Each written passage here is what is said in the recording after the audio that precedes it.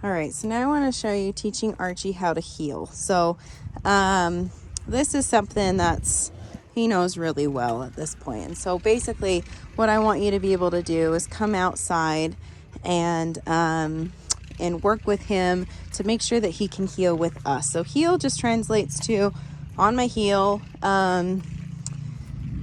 And so everybody walks differently.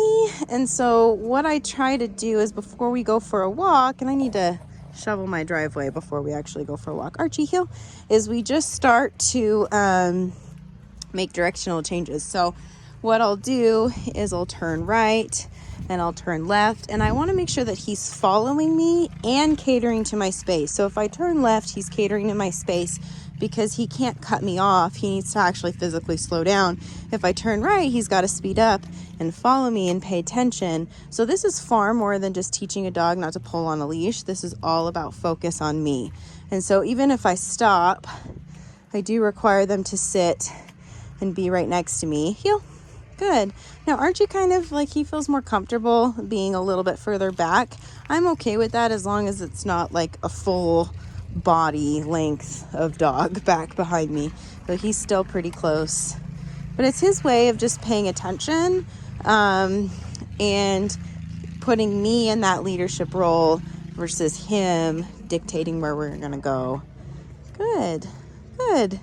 Even as neighbors and stuff, everyone's out.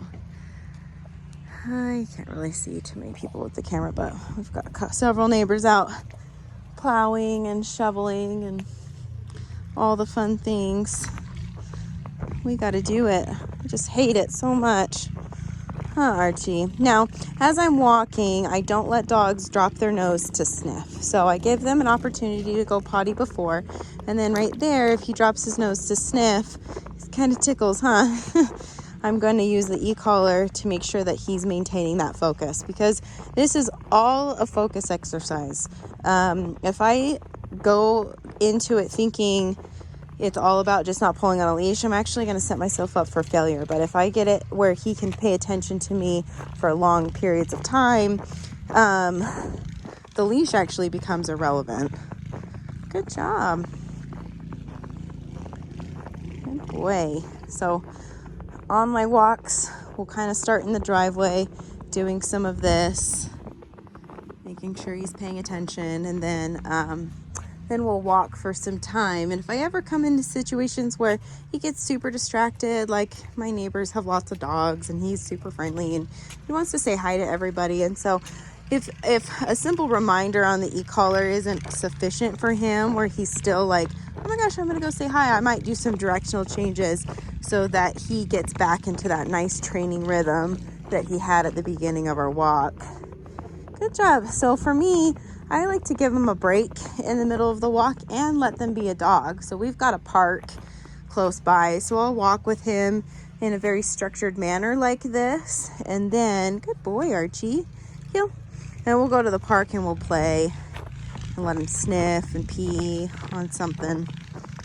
He doesn't really lift his leg a ton, but he can go be a dog, go explore. And then we'll do this, leaving the park, we'll do this structured exercise and then come home. Good job, heel. And I'll show you what the wait should look like waiting at the door. I do this going in and outside of the home, and going in and outside of the backyard. Archie, wait.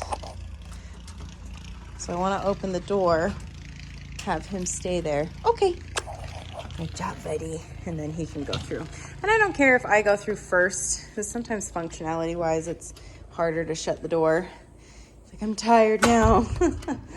And so I might have him go through first because he asked permission. So he's doing really good. Huh, buddy? You're tired now? Gonna take a nap.